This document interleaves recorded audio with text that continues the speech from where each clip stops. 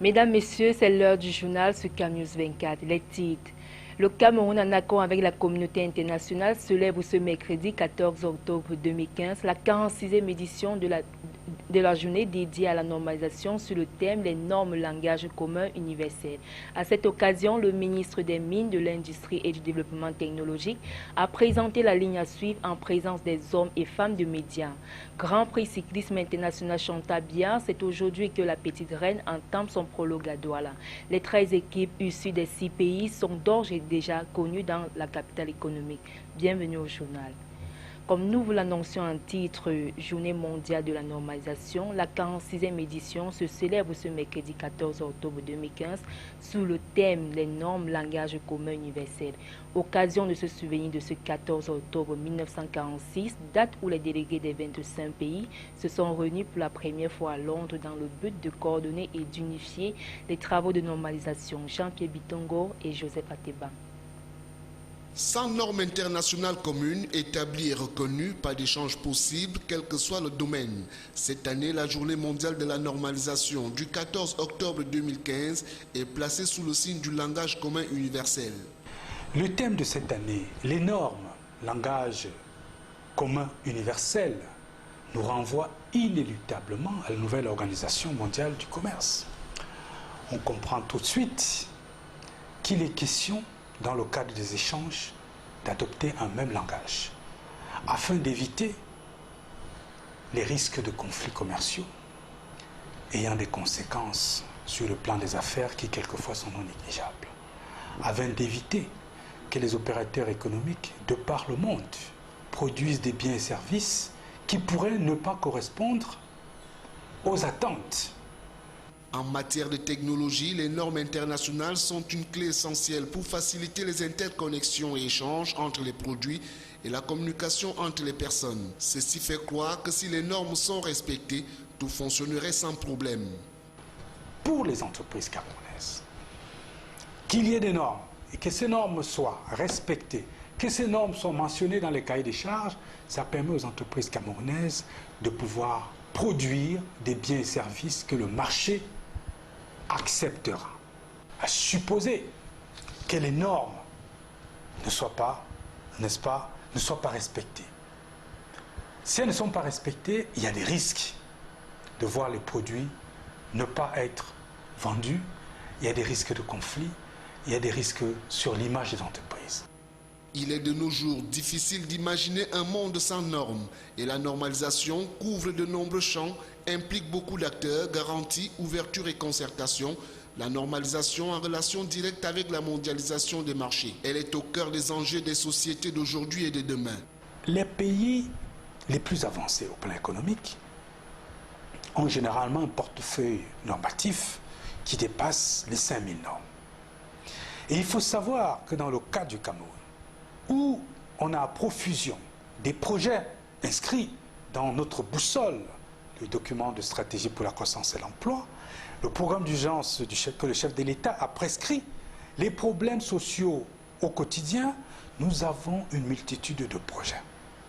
Pour les réaliser, afin que les résultats en termes de développement économique, de création d'emplois, de satisfaction des attentes des populations, leur réalisation ne peut être harmonieuse que si les questions normatives sont adressées dès la phase de définition des projets. La NOR est la volonté en action du président de la République dans son souhait de poser les bases d'une industrie gagnante au Cameroun. Il est question de sortir vainqueur des batailles de l'avenir dans les secteurs industriels, commercial, environnemental, social et sanitaire. Sur ces actions fortes, sur ces actions fortes de communication institutionnelle, sur ces actions fortes de proposition d'outils normatifs pour accompagner les projets, sur cette attention particulière portée auprès des consommateurs pour assurer les consommateurs sur la qualité des produits et sur le développement de toutes ces actions allant dans le sens d'améliorer l'évaluation de la conformité et de contribuer à la construction au Cameroun d'une infrastructure qualité pérenne et solide. Je reviens dessus. Il s'agit là d'améliorer, n'est-ce pas, tous les processus de normalisation, d'évaluation de la conformité et de métrologie afin qu'on ait une infrastructure qualité, n'est-ce pas, crédible reconnue par nos pairs, les pairs et partenaires à l'international. Pour tout dire, les normes facilitent un langage commun entre les acteurs économiques, producteurs, utilisateurs et consommateurs. Elles permettent également d'harmoniser les pratiques et de définir le niveau de qualité, de sécurité, de compatibilité, de moindre impact environnemental des produits, services et bonnes pratiques. 46e édition de la Journée mondiale de normalisation, le Cameroun se joint à la communauté internationale pour célébrer la 46e édition de la Journée mondiale consacrée aux normes. Suite à cet événement, le ministre des Mines, de l'Industrie et du Développement technologique, Ernest Gwambobo, était face à la presse pour rappeler la nécessité du respect des normes pour le développement du Cameroun. Le compte rendu de Salomon Foué, Marcel Bondor, Donna Ayuswa.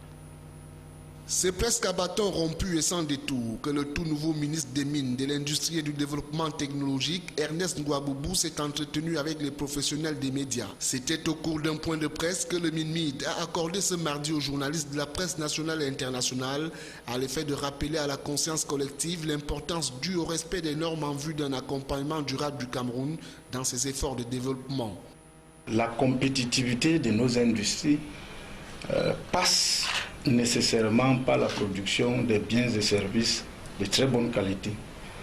Et les normes dans ce contexte restent et demeurent le socle incontournable pour le faire.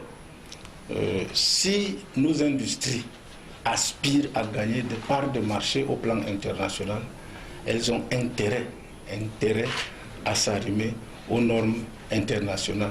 Sinon, elles vont partir à la dérive. Les normes langage commun universel, c'est le thème retenu à la faveur de la célébration de la 46e journée mondiale dédiée à la normalisation. Relativement au sens donné à ce thème, le patron des mines a sa petite idée. Je dois avouer qu'on ne peut pas ne pas parler ici de sensibilisation parce que nécessairement il faut sensibiliser l'opinion.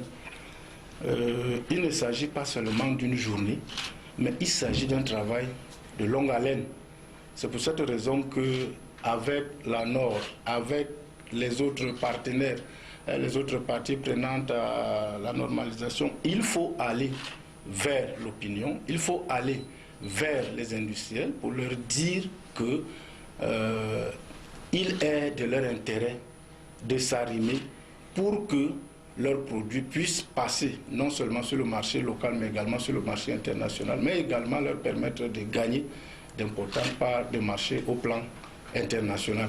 À la question de savoir ce que le ministre des Mines, de l'Industrie et du Développement technologique, tutelle de l'Agence des normes et de la qualité, entend faire pour que le langage commun universel des normes ne soit pas un simple slogan évoqué seulement le temps d'une célébration, le MINMID se veut rassurant sur la culture normative au Cameroun. Alors, monsieur le ministre, oui, parce que les normes, c'est un langage universel. Voyez-vous, tout ce que nous faisons aujourd'hui, c'est par rapport à tout ce qui a été fait, tout ce qui a été normé.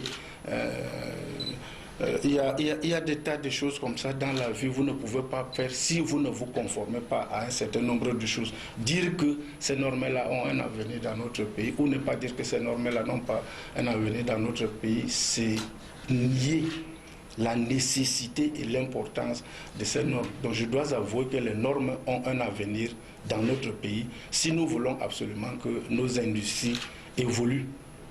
Lorsqu'il lui est demandé de parler de l'avenir de la normalisation au Cameroun en rapport avec les échanges commerciaux et la coopération entre le Cameroun et ses partenaires au développement, la réponse du ministre Ngouaboubou est sans détour. Nous devons tous chercher à parler le même langage que celui des normes. Et aussi nous serons mieux compris. Il convient de rappeler à l'adresse de la communauté nationale qu'une journée porte ouverte sera organisée au siège de la Nord, l'Agence des normes et de la qualité située au quartier Bastos à Yaoundé.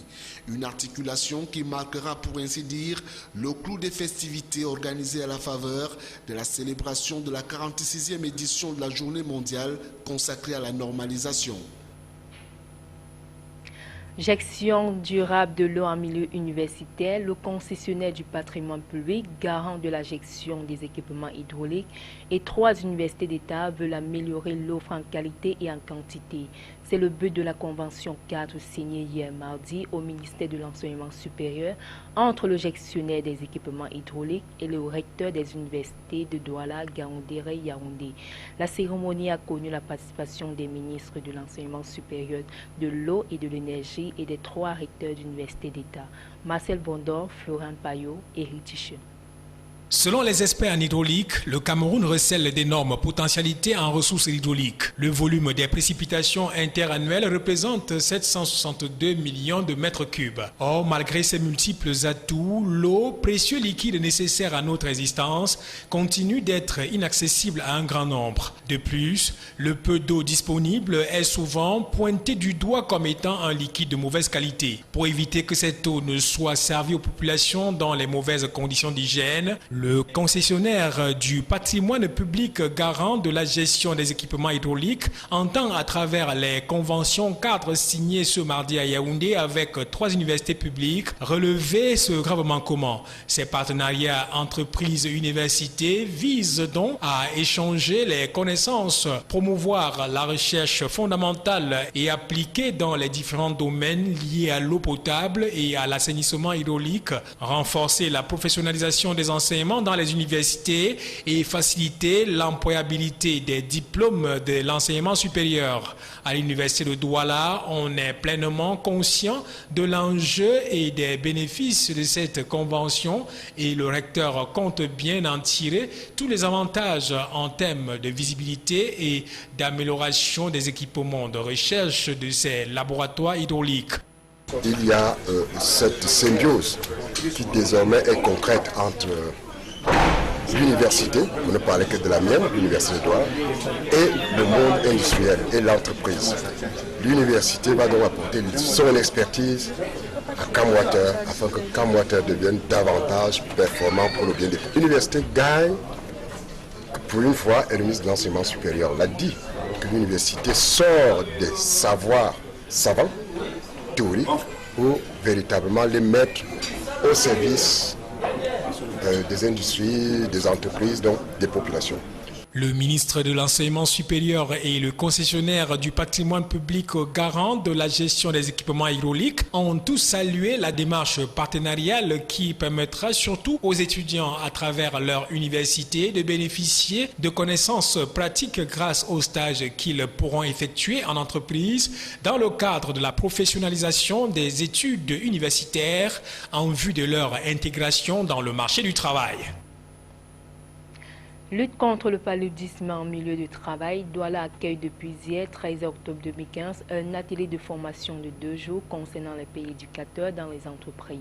Les participants de cet atelier devront en terme être des vecteurs du plaidoyer national de lutte contre le paludisme dans les communautés et autres milieux professionnels. Reportage chez Rieba et Benoît Dormo. Dans sa quête d'une facilitation optimale de l'accès aux informations des travailleurs et de leurs familles sur les questions de santé, la coalition de la Communauté des affaires contre le sida, la tuberculose et le paludisme tient depuis ce 13 octobre jusqu'au 14 octobre 2015 à Douala la 3e session de l'atelier de formation des pères éducateurs des entreprises sur la lutte contre le paludisme en milieu de travail. Les modules de formation au cours de cet atelier reposent sur l'appropriation de la politique nationale de lutte contre le paludisme au Cameroun, la prise en charge de cette maladie, la prévention et l'élaboration des stratégies de communication pour faire reculer la grande tueuse qu'est la nouvelle femelle dans les communautés et entreprises. Le père éducateur constitue ainsi un maillon important qui nécessite d'être capacité car selon les chiffres de l'Organisation mondiale de la santé, un enfant meurt toutes les 45 secondes à travers le monde et à cause du paludisme. Le travailleur qui est le centre de la famille, vu la vulnérabilité des femmes enceintes et des enfants dont l'âge varie entre 0 et 5 ans, doit maîtriser l'ensemble des activités de lutte contre le paludisme. Contre le paludisme dans la région du littoral, sur le plan objectif, à atteindre en 2018, nous pensons qu'on a besoin que les pères éducateurs fassent leur part pour pouvoir atteindre ces objectifs. Par exemple, pour que la femme enceinte reçoive la moustiquaire dans les hôpitaux, on on a besoin que les pères éducateurs sensibilisent les femmes enceintes de leur entreprise. Pour que la femme enceinte reçoive son traitement préventif intermittent, nous avons également besoin qu'elle soit informée en entreprise. Pour que la population générale sache qu'il y a une campagne de distribution nationale prévue en 2015, ces pères éducateurs vont nous aider à sensibiliser. Au terme de cette formation, les participants devront être les vecteurs du plaidoyer contre le paludisme, en ayant assimilé toutes les techniques de communication intégrées, sans oublier l'appropriation de l'outil interactif d'entreprise et santé pour l'éducation des travailleurs sur le paludisme. Ce n'est qu'à ce titre que le Cameroun pourra par exemple atteindre, voire franchir le cap des 80% de personnes dormant sous une moustiquaire imprégnée d'insecticides à longue durée d'action d'ici 2018. Bref, cyclisme Grand Prix international Chantabia, la région du littoral retenue pour les premiers coups de pédale. Les 13 équipes nationales des 6 nations invitées et déjà présentées en terre camerounaise prendront part au prologue prévu aujourd'hui dans la capitale économique. L'annonce vient de la Fédération camerounaise de cyclisme qui a donné un point de presse ce 13 octobre à Douala, en prélude au démarrage de la compétition. Fin du journal et bon suite des programmes sur CamNews 24.